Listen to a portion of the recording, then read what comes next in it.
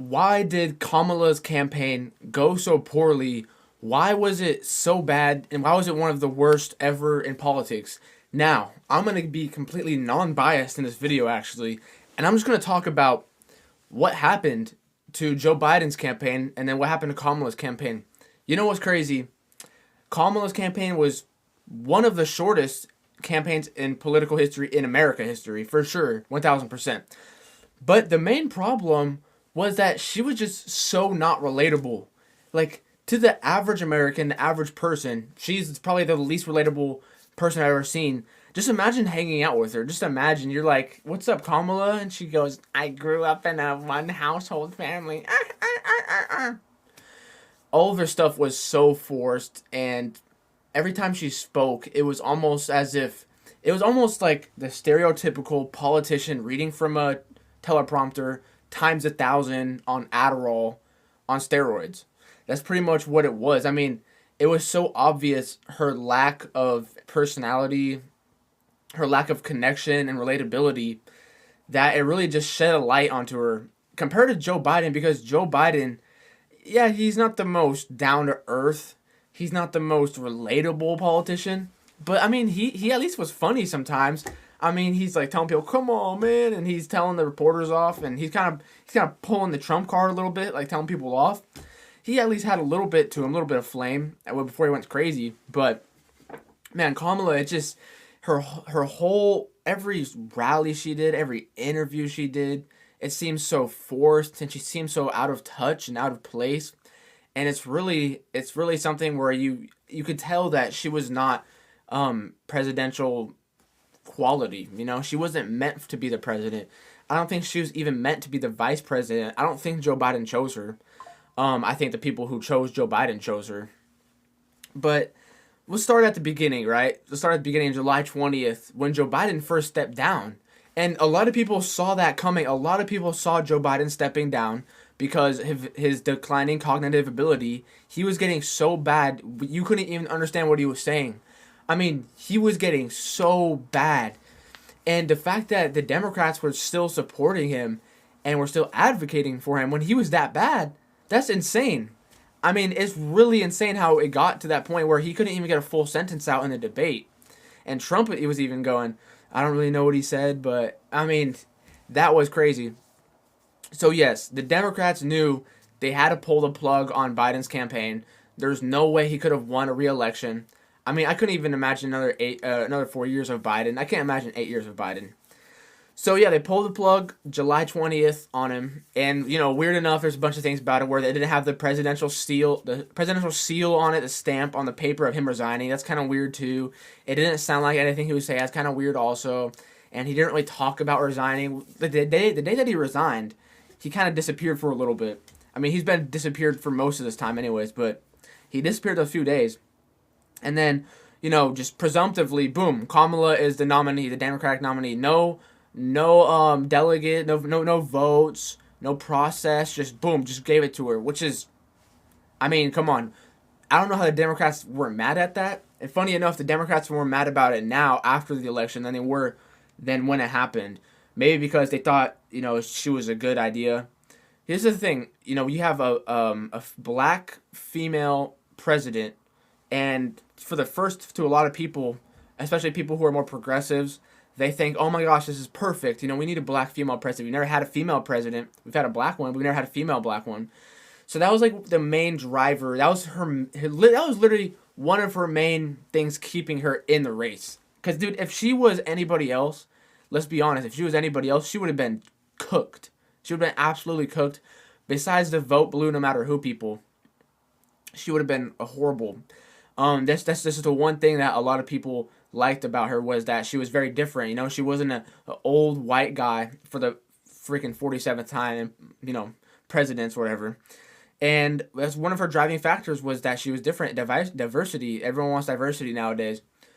Besides that, I mean, what did she have going for her? Let's be real. She was the most unpopular candidate. She was the most unpopular politician of all time, damn near. And the fact that she got in was crazy to a vice president. I mean, she literally locked people up in California for years for smoking weed or selling weed. And then she goes on a podcast on an interview and she says, "I don't think people should be locked up for weed." So when you see you see these politicians flip flop like that, especially because we have the internet now, it's so easy to see. I don't get how nobody called her out on that either. How could you, for 30 years you were doing this, for however long she was doing it, and then she just flips on it.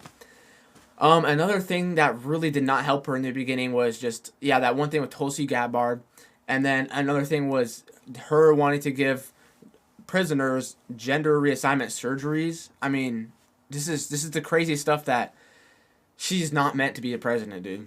That's where the Trump advertisement, the Trump campaign came out with an ad about that, and they attacked her on that. And that was one of the biggest successful campaign ads in history. That's what people are saying. Even Kamala Harris's campaign management was saying that after the election, they said that it made her look out of touch, made her look bad, and that was a really good ad because Trump said, Trump is for, Kamala is for they, them, Trump is for you. So that was probably the best one that they've had.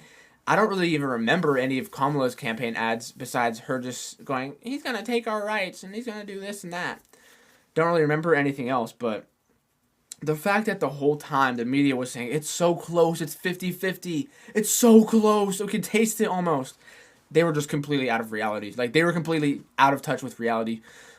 Not to get into the conspiracies and stuff like that, but the polls are so not trustworthy. 2016, they said that Hillary was going to win, 99% chance that she was going to win. And then, you got 2024, that it was a 50% coin flip. Oh my gosh, it's so close. It's a coin flip that it's going to happen. And you have, after the election, all these people complaining about they didn't count all of the votes before the electoral votes were cast.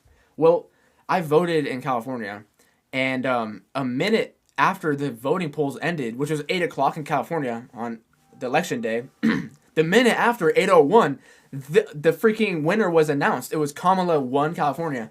So yeah, I know that the popular vote does not determine the winner in the electoral votes, but I mean, damn, we didn't even give a chance to count them. They just said winner instantly because the electoral vote in California is super important. That's like a majority of electoral votes right there. It's like 40 or something. It's like the most in any of the states. So it was just a slap in the face completely. Like, I'm not saying conspiracies, stuff like that. And, 2020, all the Trump people are saying, recount the votes. This one's stolen. And then now you have 2024, the Republican Party winning, recount the votes. The election was stolen by the Democratic Party. It was just an insane election. I'm not going to lie. I really enjoyed it. I really did like it. I had fun. I wish that the RNC was amazing. The RNC was amazing. When Trump came out with his ear all messed up, that was amazing. I wish that the DNC did something better because the DNC was terrible. I mean, Kamala's whole thing had just been celebrities endorsing her. That's her whole campaign. It's just celebrities. And when you have celebrities connected to Diddy, Diddy just got caught. When you have celebrities coming out endorsing you that were connected to Diddy, almost convicted sex trafficker. He's not convicted yet, but look what he's been doing, that doesn't look good at all. What? Like, really? I was so bamboozled. I was so baffled by that. Because, Jennifer Lopez, Beyonce, they came out. We need Kamala. This is a very important time in American history. Yeah, it was a very important time in American history when you went to that Diddy party, huh? Yeah, it was so important. It was so obvious people were being paid off. And, yeah, Kamala Harris were paying these people to endorse them. That's insane. This is like insanity. Kamala was paying these people to endorse him. She still lost. And now she's in debt.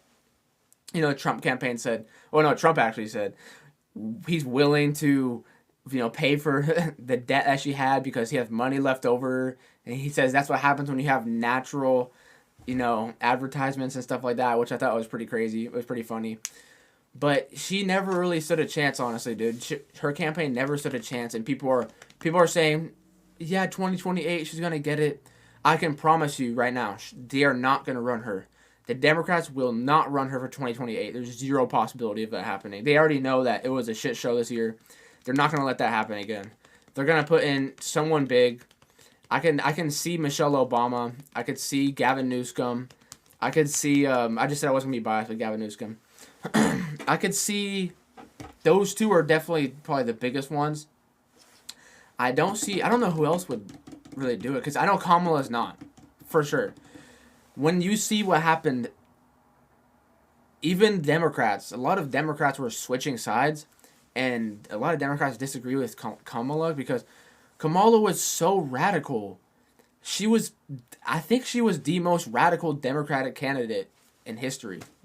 I have to, like, Obama, Clinton, they weren't even that as radical as her. She's talking about giving transgender surgeries to prisoners and illegals, and we gotta keep the border open. And then she's like, "No, we don't have to keep the border open." And then, Trump implemented those tariffs when he was in office, and day one, Biden administration came in, basically unsigned all of the executive orders that Trump did, except for some of the tariffs. And then Trump questioned her on that in the debate. Why didn't you take away those tariffs if you guys are so against my tariff policy? And she just didn't even answer it. She just skipped across what he said and went to a whole different thing. That debate was interesting too, but Kamala really never stood a chance, especially with, the working class. She always talked about, I came from a working household and blah, blah, blah, middle class family. But that's the family, that's the class that she did the worst with, was with the middle class family. She just completely did the worst with that one. Because why would we listen to you? Why would we trust you when you're in office right now? She said, we're going to do this, we're going to do that, we're not going back. I don't know if she understands. When you say we're not going back and you're currently the vice president, that does not make you look good at all. I mean, Trump's campaign was just infinitely better. He had infinitely better advertisements, infinitely better endorsements, in my opinion, infinitely better policy and debates. I mean, the Trump and Kamala debate, some people will go back and forth on that one, but the Vance and Walz debate, Vance clearly took that one. I mean, I think every Democrat, even CNN said that, Walz looked shook, and he didn't look right. He's definitely not a debater, but Vance definitely took that debate. Just everything with the Republicans communicating throughout this campaign, they've went on so many podcasts. I can just, we go on Impulsive, Trump went on there, Vance went on Theo Vaughn, Trump went on Theo Vaughn, Vance went on Rogan, Trump went on Rogan, Kamala wouldn't even go on Joe Rogan. And then all these Democrats are saying now, if Kamala would have just went on Trump, or if Kamala would have went on Rogan, she would have won. I don't think so. I mean, she probably would have had more, momentum, maybe. She would not have won, though, just because she went on Rogan. She was so scared to go on Rogan. That's insane. And the one podcast I think Kamala actually went on was Call Her Daddy, and she didn't even actually go to the podcast. It got revealed that, they built a podcast studio of a replica of Call Her Daddy podcast. Like, what is that? That is insane. This stuff is insane. She was really just either scared to do it, or they wouldn't let her do it because they know she's not good at talking. So a 3-hour unedited interview of her talking on Rogan, it probably would have put the nail in the coffin for her campaign. People say it would have won her it, but no, it put a nail in the coffin. And Rogan even said himself he wasn't going to pound her on all the hard questions. He was going to give her softball questions. That's really what he said. He just wanted to ask her about who she was and her as a person. But yeah, guys, campaign was complete disaster. I think the Democrats are going to learn from this, and they're going to move on, and they're going to take everything that they learned. Actually, I don't know. I don't even think they're going to learn from this. They never learn. They really don't learn. You go woke, you go broke. Same thing applies to elections. And Trump did the complete opposite. Trump completely went against the woke agenda, literally talking about keeping girls out of men's restrooms. Sorry, other way around. Men out of girls' restrooms, and he went completely against the woke agenda, and he won. She went full force into the woke agenda, and she lost. So, yeah, I don't think it was a good strategy. Don't think they're going to do it again, but, they don't really learn from their mistakes. So, yeah, that's why the Harris campaign was so bad. And Walz, because we haven't talked about Walz, he is a horrible vice presidential pick. She wasn't even happy that she picked him. They literally asked her, and she said that she had no sleep. She was running on no sleep when she picked him. So, I mean, it is what it is. That talks loud enough to how she feels about picking him. I don't really think she even picked him. I think the team around her picked him. Josh Shapiro would have been better. Anybody else would have been better. Walz was just a walking contradiction, calling all these guys weird, but then lying about Tiananmen Square and jumping up and down. And he's like, Elon Musk is jumping up and down like a douchebag, but then he's doing the same exact thing, putting tampons in the restrooms and everything, men's restroom, tampon Tim. Yeah, he was not the one. He was definitely not the one. And when we go to Mark Cuban, we want to talk about Mark Cuban real quick. Mark Cuban absolutely ruined the campaign for them. That's why they literally told him, stop talking about us. Stop trying to advocate for us. Just leave it alone because you're doing a horrible job, which he was. Mark Cuban is a horrible communicator. And that's the problem with him. I think that's what he said about Elon Musk too. Then he said Elon Musk. He's like, Elon Musk is a horrible blah blah blah. I mean, he's always yapping, but yeah, Harris campaign, complete nightmare for the Democrats. We'll see what they do in 4 years, but the next 4 years belong to Trump and belong to Vance. And I'm happy to say it. I'm happy to see it. You know, I said I wasn't gonna be biased. I haven't been biased most of the time. I'm just letting you know, like, their entire offensive strategy was horrible, and it was just too on the spot, on the fly, with doing a coup on Biden and not letting Biden run. Because I mean, if Biden ran, he still would have lost, I feel like, but he might have had a better campaign. Maybe, I don't know. He would have maybe had a better campaign, but not really, because that's the thing. The Democrats could have put anybody else besides the sitting vice president, which have some of the lowest approval ratings of all time, the one of the worst economies of all time, the worst across the board statistically of all time of every little category.